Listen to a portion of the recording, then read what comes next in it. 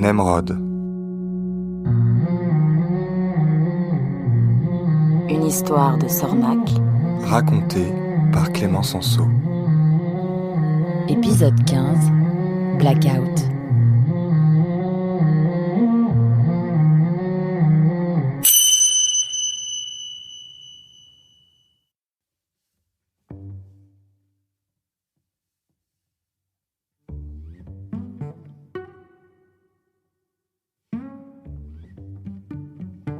Nemrod se réveilla en fin de matinée. Il n'avait pas dormi aussi profondément depuis un temps fou. Un matelas de laine, une couette et des oreillers en plumes d'oie sauvage, des rideaux épais pour protéger la chambre de la lumière du jour. Ça changeait des fougères et des herbes hautes à la belle étoile. Rita n'aurait pas approuvé, mais elle n'était plus là. Nemrod se réveilla, descendit dans le salon, fit un tour dans la salle à manger. Aucune trace d'Anémone. La grosse renarde dufteuse était absente, mais elle avait pris soin de lui préparer un bon petit déjeuner. Des beignets de coquelicots, des croustillants de tournesol et un délicieux nectar de fleurs que Nemrod n'avait jamais goûté auparavant. Elle avait tout disposé sur la table. Nemrod n'avait plus qu'à se servir, ce qu'il fit avec gourmandise. Après le petit déjeuner, Nemrod déambula dans la maison sans but précis. C'était une maison bien remplie. Partout des bibelots, des tapis, des tableaux, des pendules, des fleurs et d'innombrables livres. Des livres de botanique pour l'essentiel. Anémone n'étant toujours pas revenue, Nemrod partit se recoucher. Il se réveilla 3 heures plus tard. Il se sentait un peu pâteux. Bon, ça ne me ferait pas de mal de m'aérer un peu, pensa-t-il. Il descendit les escaliers et arriva dans le salon. Toujours aucune trace d'Anémone. Alors il sortit. Il faisait beau, mais frais. Les nuages jouaient avec le soleil. Un vent soutenu remuait les arbres et les arbustes. On devait être quelque part au milieu du mois de mars. Parfait! Cet air frais va me réveiller, se dit Nemrod. Et il partit se promener dans le merveilleux jardin. Toutes ces odeurs mélangées lui montèrent rapidement à la tête. Alors il s'éloigna pour se diriger de l'autre côté, en lisière de forêt. Il commençait à faire sombre. Entre chien et loup, aurait dit sa maman. Déjà ? S'insurgea Nemrod qui avait passé sa journée à dormir. Vivement que les journées rallongent.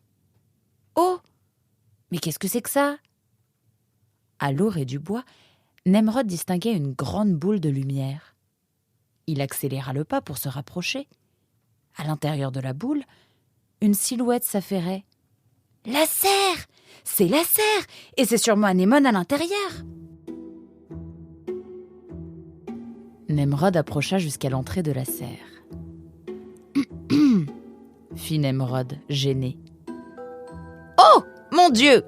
Tu m'as fait peur ! Que fais-tu là ?» dit-elle, manifestement mal à l'aise. « Rien de spécial. Je me baladais quand j'ai vu au loin une boule de lumière. J'ai voulu savoir de quoi il s'agissait, alors je me suis rapprochée. »« T'es un petit curieux, Ulysse, hein ?»« Un peu, oui, » admit Nemrod. « On ne t'a pas dit que c'était un vilain défaut ?»« Si, mais on m'a aussi dit le contraire, alors je ne sais plus bien ce qu'il faut en penser. » « Je crois que tu sais très bien ce qu'il faut en penser. Sinon, tu ne serais pas là. » Tu ne serais pas là ? Anémone sous-entendait-elle quelque chose ? Avait-elle deviné que Nemrod avait menti sur les raisons de sa présence ? Impossible à savoir. Tâchons de rester naturels. « Bah quoi ? T'en fais une tête, je vais pas te manger.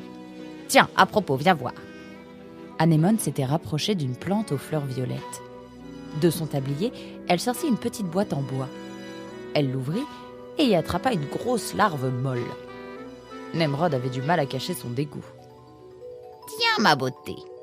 Et Anémone laissa tomber la larve sur la fleur. « Oh !» Nemrod eut un mouvement de recul. « Une plante carnivore ? Alors ça existe vraiment ?»« Absolument !»« C'est dingue !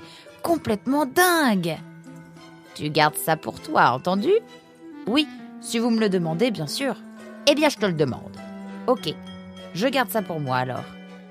Tiens, il y a autre chose qui devrait t'amuser. Il s'agit d'une espèce très spéciale qui... La lumière s'était éteinte d'un coup. Mais qu'est-ce qui se passe? Aïe! Fit Nemrod. Quoi? Je crois que vous êtes en train de marcher sur ma patte. Oh, pardon, mais on n'y voit plus rien. Qu'est-ce qui s'est passé? Demanda Nemrod. Visiblement, l'électricité a sauté. C'est ennuyeux, ça, hein, très ennuyeux. C'est pas grave, il ne fait pas encore totalement nuit. On peut rentrer à la maison et allumer des bougies. C'est pas ça le problème. C'est quoi le problème alors? C'est que la serre ne doit jamais cesser d'être éclairée. Mes plantes ont besoin de cette lumière pour grandir. Sans ces lampes, elles dépérissent. Et puis quoi? Et puis ça se trouve, c'est tout le circuit qui a sauté. Ce qui voudrait dire qu'à vos pions aussi, ils sont dans le noir. Ah, flûte alors, flûte et reflûte. Au moulin, allons au moulin. C'est peut-être de là que vient le problème. Anémone ferma la serre à clé, puis se mit à marcher en direction du moulin à eau. Aïe! Oh, en plein dans l'œil, maudite branche. Ouch! Ah! Aïe!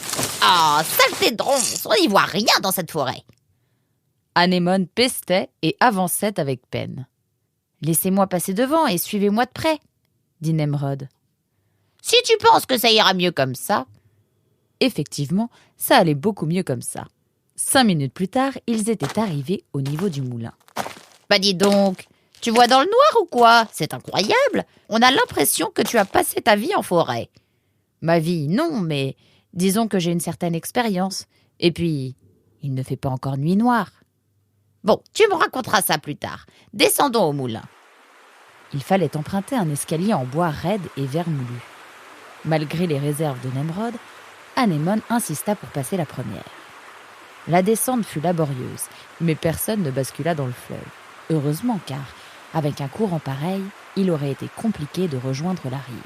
« Oh non! La roue à aube est bloquée !» s'exclama Anémone. À tous les coups, c'est un morceau de tronc coupé par ces satanés castors. Ça faisait des années que ça ne m'était pas arrivé.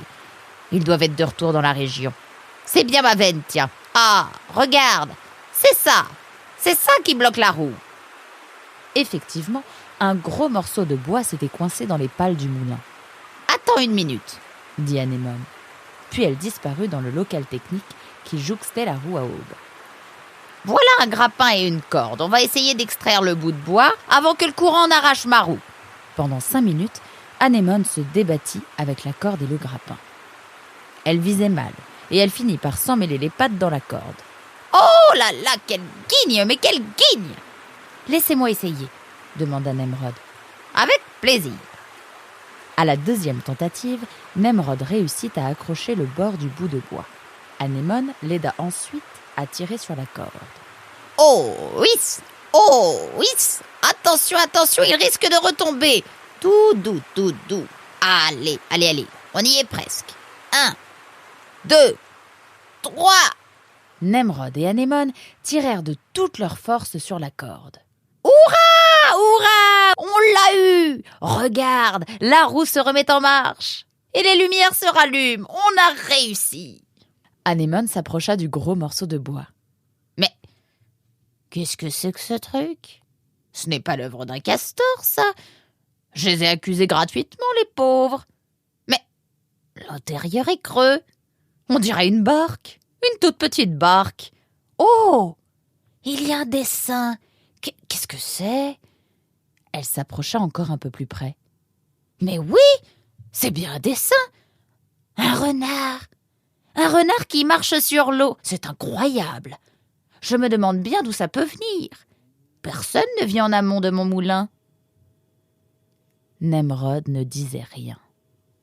Anémone se tourna vers Nemrod. Bravo, Ulysse, et tu as le triomphe modeste en plus. Merci du fond du cœur. Je ne sais pas comment j'aurais fait sans toi. C'est vraiment le destin qui t'envoie. Nemrod sourit poliment. Anémone ne croyait pas si bien dire.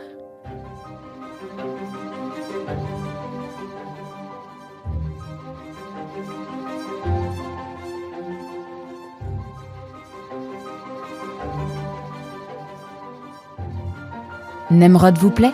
Dites-le nous. en nous envoyant un message depuis la page nemrod.io/contact. Rien ne nous motive autant que vos retours.